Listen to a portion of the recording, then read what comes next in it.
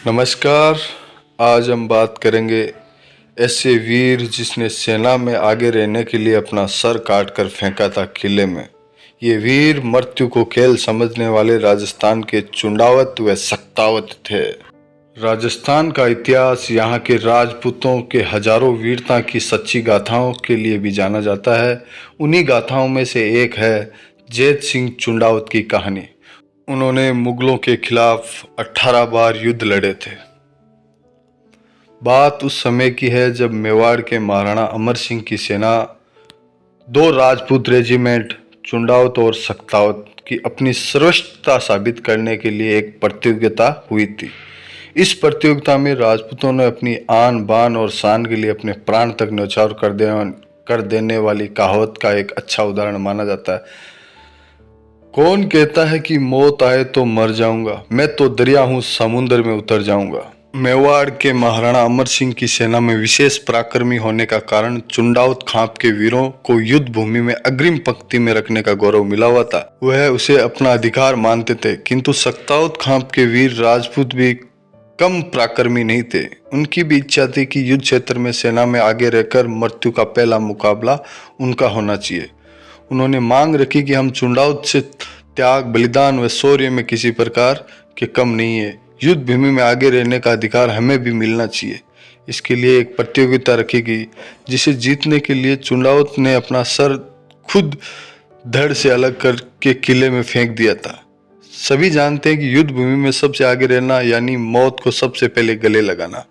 मौत की इस तरह पहले गले लगाने की चाहत को देखकर महाराणा धर्म संकट में पड़ गए थे। किस पक्ष को अधिक पराक्रमी मानकर युद्ध भूमि में आगे रखने का अधिकार दिया जाए, इसका निर्णय करने के लिए उन्होंने एक कसौटी तय की, जिसके अनुसार यह निश्चित किया गया कि दोनों दल उंटाला दुर्ग पर अलग अलग दिशा में एक साथ आक्रमण करेंगे। वे जिस दल का व्यक्ति पहले दुर्ग में प्रवेश करेगा उसे ही युद्ध भूमि में रहने का अधिकार दिया जाएगा। किला जो कि बादशाह जहांगीर के अधीन था और फतेहपुर के नवाब शमेश खां वहां के किलेदार था। प्रतिष्ठा की रक्षा के लिए दोनों दलों ने रणबांकुरों ने उंटाला दुर्ग पर आक्रमण कर दिया। सक्तावत वीर दुर्ग की फाटक के पास पहुंचकर उसे तोड़ने का प्रयास करने लगे तो चुंडावत वीर पास ही दुर्ग की दीवार पर रस्से डालकर चढ़ने का प्रयास शुरू किया। इधर सक्तावत ने दुर्ग की फाटक तोड़ने के लिए फाटक पर हाथी को टक्कर देने के लिए आगे बढ़ाया तो फाटक पे लगे हुए लोहे के नुकीले सूलों से सहम कर हाथी पीछे हट गया।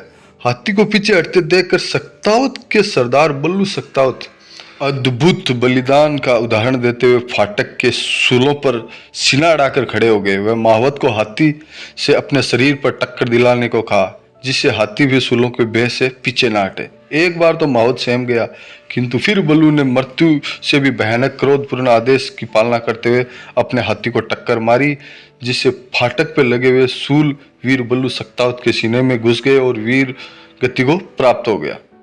उसके साथ ही दुर्ग की फाटक टूट गई। इस पर मुझे कुछ याद आता है। गज मस्तक को भिगो रही थी सत्य सोहणित पिचकारी और दिव्य आरती आज मृत्यु की गज ने सवे उतारी। दिव्य आरती आज मृत्यु की गज ने सवे उतारी।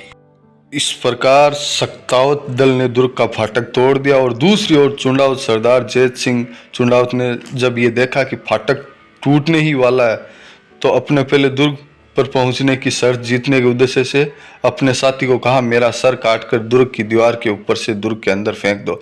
साथी जब ऐसा करने से सहम गया तो सौवे अपना मस्तक काटकर दुर्ग में फेंक दिया था।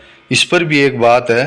उंटाला का किला अजब सी घटना देख रहा था, एक वीर निज शिष्य काट के अंदर फेंक रहा था। एक वीर निज शिष्य काट के अंदर फेंक रहा था।